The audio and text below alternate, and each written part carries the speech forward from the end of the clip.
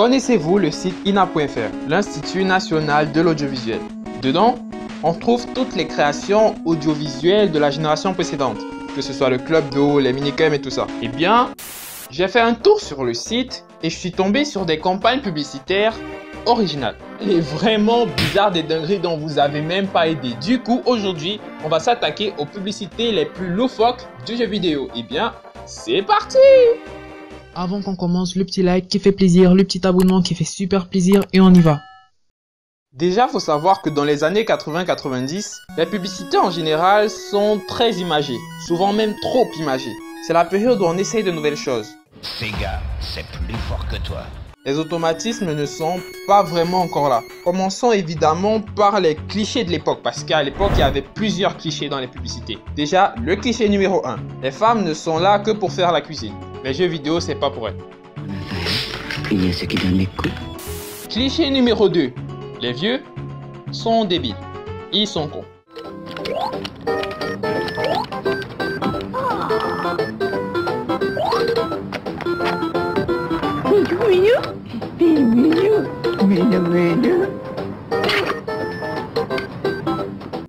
Et cliché numéro 3. Le combo raciste en haine. Noir, nul et ninja.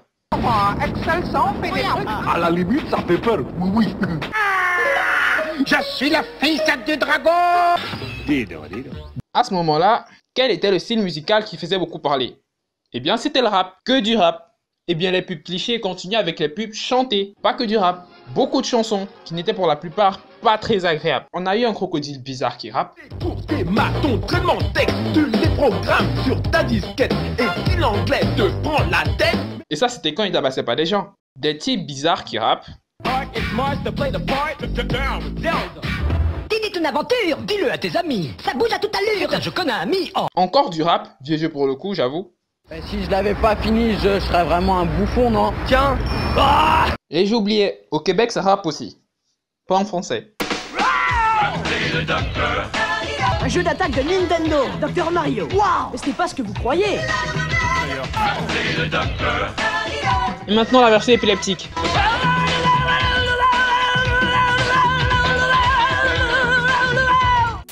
Ça, c'était les pubs vraiment clichés, avec les codifications bas de gamme de l'époque. Mais ce n'était pas l'essentiel des campagnes publicitaires. Le deuxième type de pub bizarre, c'était les pubs imagées, comme je l'ai dit dans l'intro. Le principe, il est simple. On crée l'univers du jeu vidéo dans la vraie vie.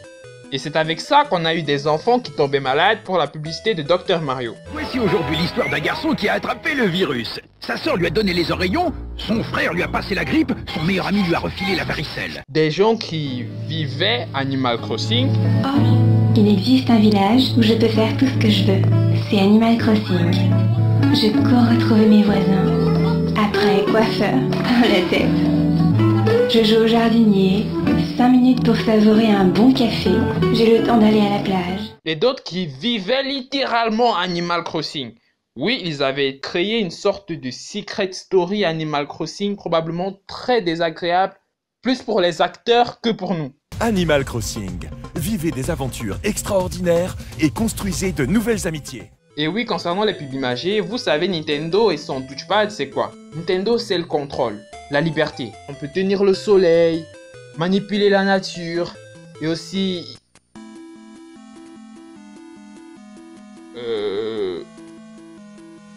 Ok... Mais ça, c'était la période des consoles, disons, rétro. Avec l'arrivée de la PlayStation, l'accent il est bien mis sur le fait que la PlayStation c'est pas une console pour les enfants, c'est pas une console de famille. La PlayStation c'est pour les ados, la PlayStation c'est macho, la PlayStation c'est pour les hommes. C'est pas pour les enfants. Du coup les pubs sont nerveuses, matures et souvent effrayantes.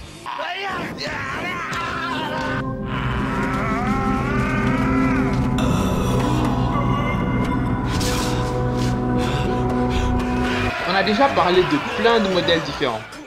Mais il en reste un, très incorrect et présent, les pubs sexualisées. Trop sexualisées et très étranges. Vous savez, mon sport préféré, c'est le tennis.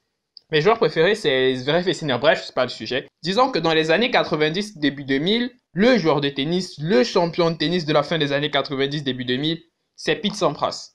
Eh bien, on l'a mis dans une pub. Une pub originale. Jeu sans price. Balle neuve. Mais que seraient les pubs sexualisées sans le féminisme? Et pour la fin, notre dernier volet, les campagnes publicitaires qui n'auront malheureusement pour nous jamais traversé le continent asiatique et qui seront restés au Japon.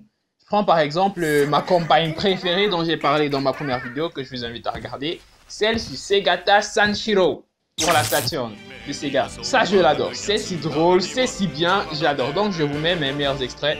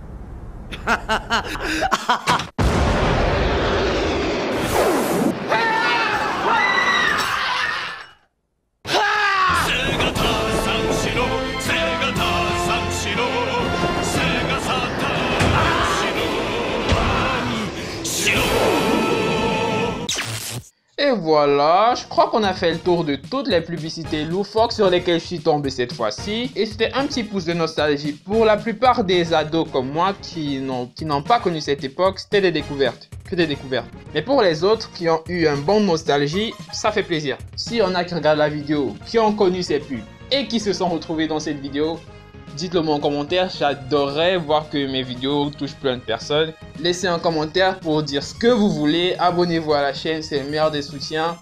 Merci. C'était Thomas, vous le savez, et à bientôt.